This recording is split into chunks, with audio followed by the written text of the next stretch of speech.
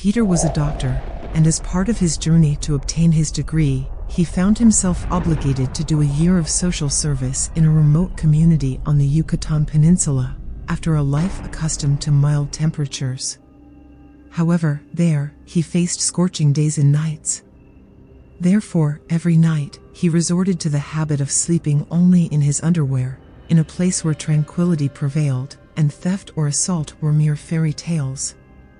Most of the houses had no doors, and even the few that did remained open, even during the night. His health center, where he worked, was small and housed a medical residence that he would call home throughout the year.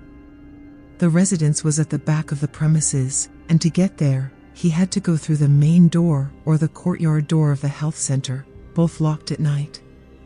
As someone accustomed to the hustle and bustle of city life, he used to stay up until the early hours, around 2 or 3 in the morning, during the first few weeks. However, one particularly exhausting day made him change his habits. At 10 o'clock at night, hungry and exhausted, he succumbed to fatigue and fell asleep. That's when he began to have a strange dream. In his dream, 2 elderly people accompanied by their son approached the health center, entered through the main door, and stopped in front of the door to his residence. They knocked forcefully, 4 times, in a deliberate rhythm. When he woke up, his cell phone read exactly 3 in the morning. He got up and went to the door to greet them.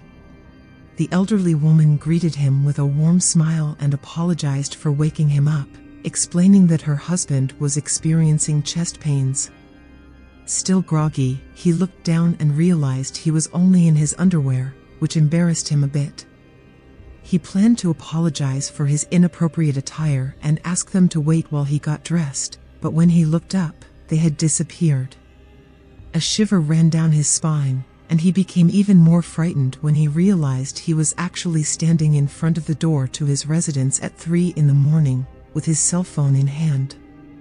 Despite the scare, he managed to find a logical explanation for what had happened. The accumulated stress of a tiring day could have triggered this episode. Weeks passed, and once again, at the same time, while he was at the computer waiting for sleep, he heard the 4 deliberate and strong knocks on the door of his residence. This time, he was awake and immediately thought that an intruder, perhaps a thief, had forced one of the doors of the health center and was waiting outside his residence. He grabbed a knife and went out determined, imagining the worst. However, when he went out, he found no one. He searched the entire health center and confirmed that the windows were intact, and both doors were locked securely. On the 4th occurrence, someone started walking on the roof of his residence, as if conducting a military patrol, traversing it from one end to the other. It was 3 in the morning, and after a few minutes, the presence simply ceased. He was surprised, but unlike fear, he felt a strange calmness, as if he somehow knew that it didn't represent a malicious threat. Months passed, and Peter got used to being awakened by knocks on the door, although they were not as frequent, and he was already going to bed quite early. However, invariably, he always woke up at 3 a.m., whether it was because of the knocks on the door or the footsteps on the roof. On a certain day, he answered the door along with his nurses and the cleaning lady. It was the cleaning lady who provided him with an answer. "It's definitely Don Miguel." Intrigued, he inquired about who Don Miguel was, and the cleaning lady revealed the story of this man. For many years, knowing that most doctors came from outside the community, Don Miguel always took care of them and protected them. On occasion, he even brought food for the doctors. When the doctors felt insecure, he would come for night rounds. He had always been a kind and diligent soul with the community's doctors until, unfortunately, he passed away from a heart attack. This narrative surprised Peter and, at the same time, brought him comfort.